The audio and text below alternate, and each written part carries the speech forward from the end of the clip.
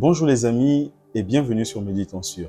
Alors ça faisait un très long moment qu'on ne s'était pas retrouvés et je rends grâce à Dieu de ce que le Seigneur permet une nouvelle fois de plus qu'on puisse se retrouver ici autour de la Bible pour méditer. Par la grâce de Dieu, je vous donne désormais rendez-vous chaque lundi à partir de 19h pour une méditation sur un chapitre ou sur un texte biblique. Sans plus tarder, je vous invite à prendre vos Bibles et nous allons méditer aujourd'hui sur Genèse chapitre 17.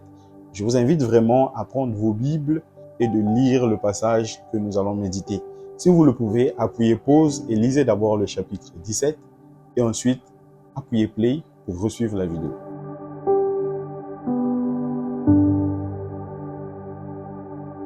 Alors nous allons premièrement lire Genèse chapitre 17 à partir du verset 4 jusqu'au verset 7. Il est écrit, je lis dans la version Louis II, « Voici mon alliance que j'ai fait avec toi. Tu deviendras père d'une multitude de nations, on ne t'appellera plus Abram, mais ton nom sera Abraham. Car je te rends père d'une multitude de nations. Je te rendrai fécond à l'extrême, je ferai de toi des nations, et des rois sortiront de toi. J'établirai mon alliance entre moi et toi et tes descendants, c'est toi et tes descendants après toi, selon leur génération. Ce sera une alliance perpétuelle, en vertu de laquelle je serai ton Dieu et celui de ta postérité après toi. » Nous allons aussi lire à partir du verset 15 jusqu'au verset 19. Verset 15. Dieu dit à Abraham, « Tu ne donneras plus à Saraï ta femme le nom de Saraï, mais son nom sera Sarah. Je la bénirai et je te donnerai d'elle un fils. Je la bénirai et elle deviendra des nations.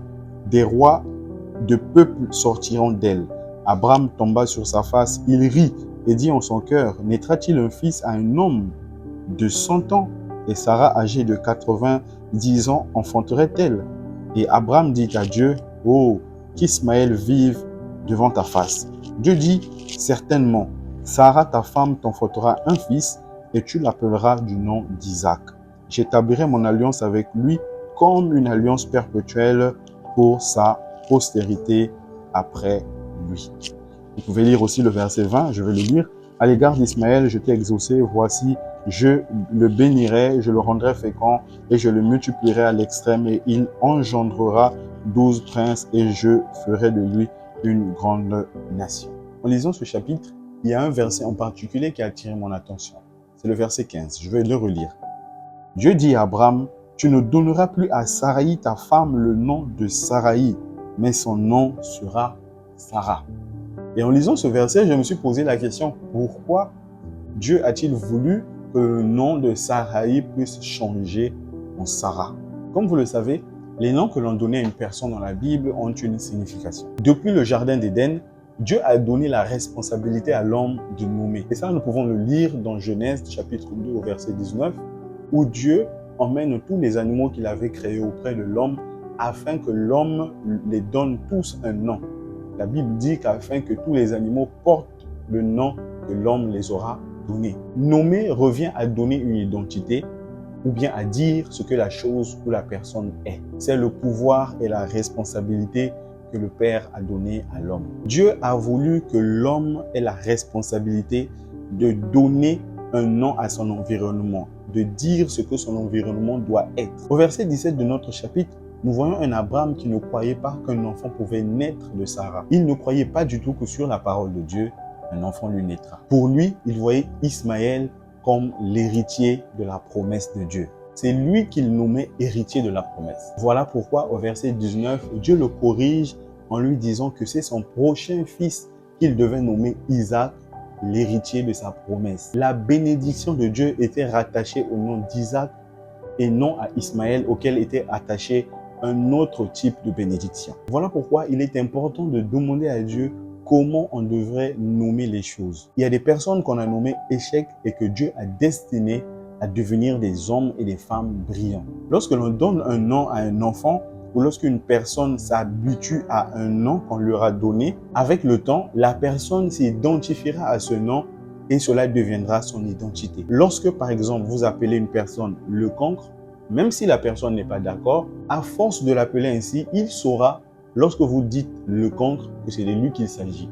Et un jour, dans la rue, lorsqu'il entendra une personne appelée le cancre, il se tournera pour regarder qui l'appelle. Les hommes peuvent se tromper en te donnant un nom qui ne t'est pas destiné. Et nous-mêmes, des fois, nous nous nommons et nous nous attribuons un nom et une identité qui n'est pas la nôtre. Certaines personnes ont donné le nom d'erreur à leur mariage ou à leur conjointe. Il y a des personnes qui ont qualifié leurs enfants d'échecs ou d'autres personnes qui se qualifient d'eux-mêmes de timides ou de vauriens. Aujourd'hui, j'aimerais vous dire qu'il y a des challenges qui s'appellent bénédictions. J'aimerais vous donner pour exemple la vie de Joseph. Tous les challenges et les épreuves qu'il a eues n'étaient pas des malédictions, mais c'était des bénédictions qui devaient le conduire à ce que Dieu lui avait montré. Et j'aimerais prier.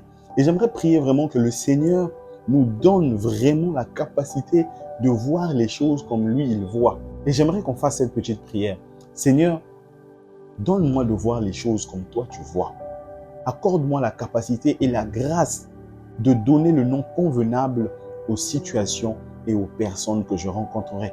Que je ne sois pas pressé ou bien que je ne donne pas des noms par rapport à ce que mes yeux physiques auront vu, Seigneur.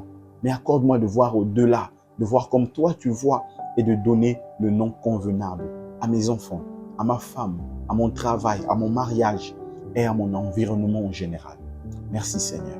Amen. Mais cela ne veut pas dire aussi que nous devons donner un nom positif à toutes les choses et à ce qui par essence est négatif. Lorsque Pierre, par exemple, dans sa bienveillance, dit à Jésus qu'il ne mourra pas, Jésus appela Pierre Satan. En fait, ce n'est pas à Pierre qu'il donna le nom de Satan, mais à l'esprit qui s'exprimait au travers de Pierre. Il y a des choses que tu dois appeler mal qui resteront mal, et il y a aussi des choses que tu dois appeler bien qui resteront bien. Mais ce que tu dois savoir, c'est que la vie et la mort sont au pouvoir de la langue et que c'est du fruit de sa bouche que l'homme rassasie son corps, c'est du produit de ses lèvres qu'il se rassasie. Amen. Nous allons nous arrêter là pour aujourd'hui et je rends grâce à Dieu pour cette méditation qui nous a permis de partager.